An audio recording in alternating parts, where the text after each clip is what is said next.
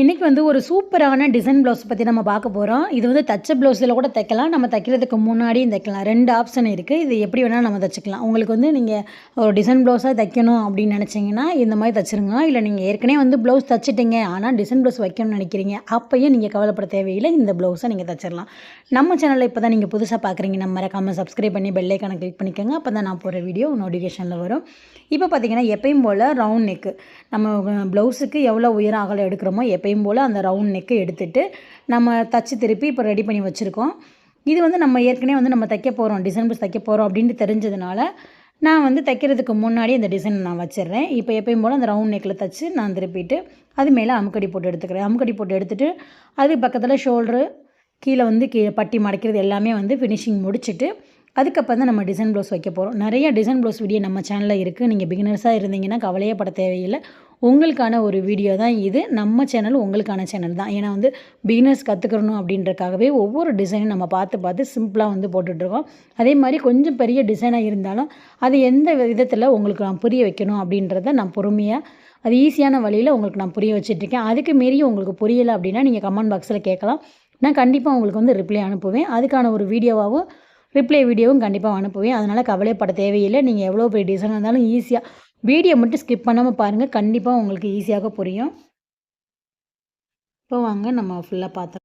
இப்போ ஏற்கனவே நம்ம தச்சு திருப்பி ரெடி பண்ணி வச்சுருக்கோம். இப்போ டிசைன் பண்ணுறக்காக ஒரு 2 இன்ச்சு உயரத்தில் இந்த கயர் நாட்டு வந்து நான் ரெடி பண்ணி இந்த மாதிரி குட்டி குட்டி பீஸாக வந்து ரெடி பண்ணியிருக்கேன். நம்ம வந்து ப்ளவுஸுக்கு நம்ம நாட்டு வைப்போம் பார்த்திங்களா, அதுதான். அதை வந்து நம்ம 2 இன்ச்சு உயரத்தில் நம்ம இந்த மாதிரி நம்ம வச்சுக்கலாம்.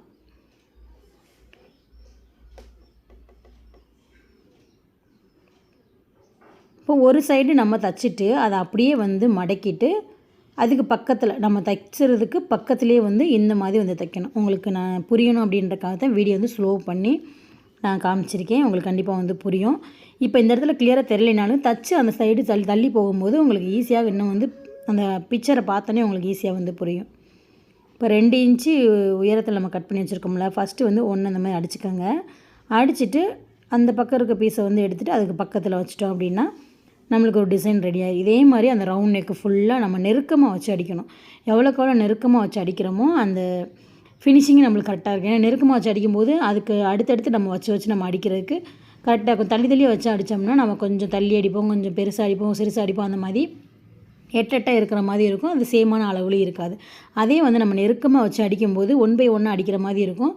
அந்த ஃபினிஷிங்கும் நம்மளுக்கு நீட்டாக தெரியும். இப்போ உங்களுக்கு நான் வெளியில் எடுத்து காமிக்கிறேன்.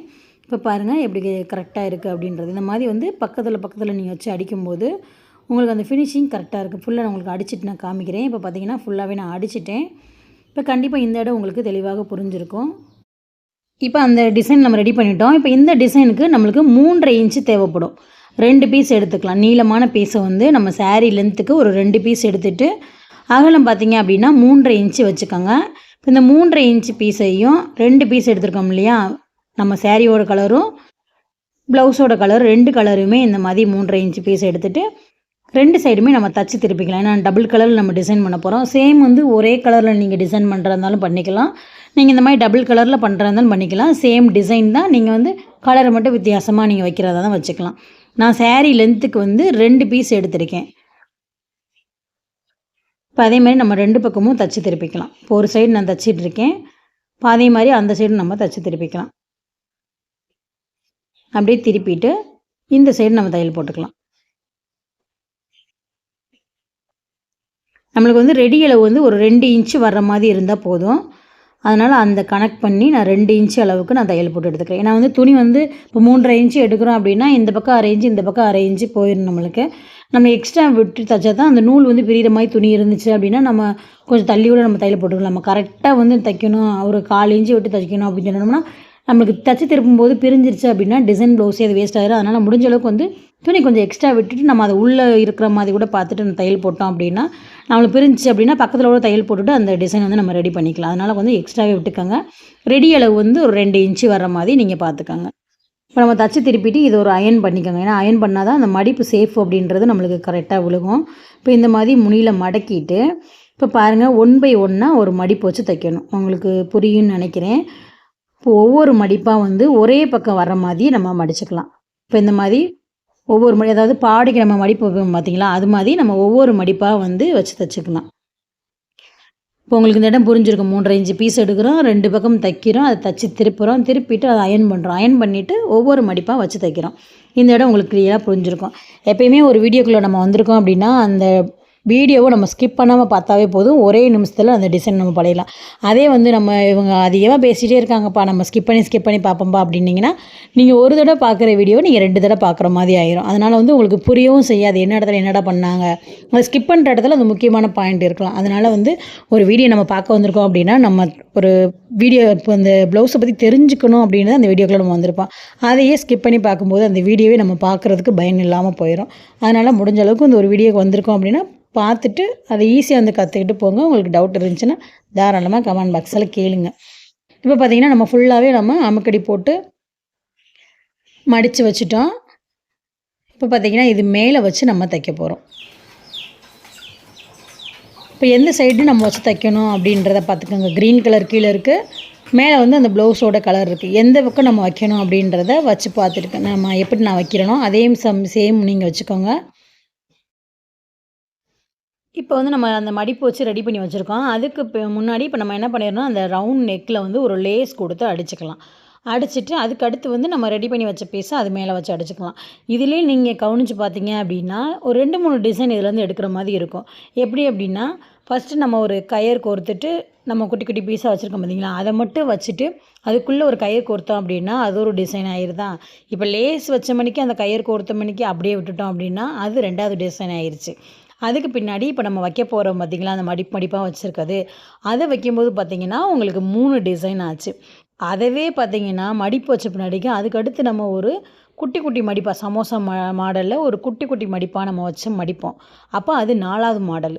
இப்படி நம்ம எடுத்துக்கிட்டே போகும்போது இன்னும் வந்து நம்மளுக்கே தெரியாமல் கூட அதில் இன்னொரு டிசைன் கூட இருக்கலாம். அந்தளவுக்கு வந்து ஒரு டிசைனை கற்றுக்கிட்டோம் அப்படின்னா அதுலேருந்து ஒரு 4 5 டிசைனை நம்ம கண்டிப்பாக ஒரு ஈஸியாக கற்று வச்சிடலாம். இப்போ பார்த்திங்கன்னா இப்போ நம்ம ரவுண்ட் நெக்கில் மடிப்பாக வச்சுருந்தோம் பார்த்தீங்களா, இப்போ நம்ம தைச்சதோட நான் இப்படியே விட்டுட்டேன் அப்படின்னா இது ஒரு டிசைனு. அப்போ நம்மளுக்கு எவ்வளோ டிசைன் கிடைக்கிது பார்த்தீங்களா. நம்ம ஒரு டிசைன் கற்றுக்குறோன்னு நினைக்கிறோம், ஆனால் நம்மளுக்கே தெரியாமல் அதில் ஒரு 3 டிசைன் 4 டிசைன் நம்மளே கற்றுட்ருப்போம். அது சில பேர்த்துக்கு வந்து தெரிஞ்சிருக்கலாம், சில பேர் தெரியாமே இருந்திருக்கலாம். ஃபுல்லாகவே ஒரு டிசைன் தான் அப்படின்னு நினைக்கிறவங்களும் இருக்காங்க, தெரியாமல் இருக்கவங்க இருக்காங்க. ஆனால் தெரிஞ்சவங்க இதை அப்படியே வந்து கஸ்டமருக்கு என்ன பண்ணுவாங்க, அப்படியே ஒவ்வொரு டிசைனை குறுக்கி தனித்தனி டிசைனாக மாற்றிடுவாங்க. இப்போ பார்த்திங்கன்னா நம்ம சமோசா மாடலில் இப்போ இதில் ஒரு நம்ம ஃபஸ்ட்டு இந்த பாசி வச்சு தைச்சிக்கலாம். இப்போயே பாருங்கள் நம்ம 4 டிசைன் சொன்னோம் பார்த்தீங்களா, இதில் கயிறு கோர்க்காமல் இப்போ இந்த நான் வச்சுருக்க பாசி மாதிரி வைக்கும்போது இது ஒரு டிசைன் அப்படின்னும்போது நம்மளுக்கே தெரியாமல் இன்னும் நிறையா டிசைன் கூட இருக்கலாம். இப்போ பாசி வந்து எப்படி வைக்கணும் அப்படின்னா ஒரு கனமான நூல் கோர்த்துக்கிறணும். அந்த நூலை லாஸ்ட் வரைக்கும் அப்படியே சேமாக ஃபஸ்ட்டு இது பார்த்திங்கன்னா அந்த கயிறுக்குள்ளேயே நீளமாக அப்படியே நெட்டு வாக்கில் அப்படியே கோர்த்துக்கிட்டே போகணும். ஒரே நூலில் கோர்க்கணும். நூல் வந்து கட் பண்ணி கோர்த்துடக்கூடாது. ஃபுல்லாக ரவுண்ட் நெக்கு ஃபுல்லாகவே பார்த்திங்கன்னா ஒரே நூலில் இருக்கிற மாதிரி இருக்கணும். லாக்கெலாம் எங்கேயுமே போட தேவையில்லை. நீங்கள் அப்படியே வந்து தொடர்ந்து கோர்த்துட்டு போகலாம். இப்போ பார்த்திங்கன்னா உங்களுக்கு தெளிவாக இந்த இடம் தெரிஞ்சிருக்கும்.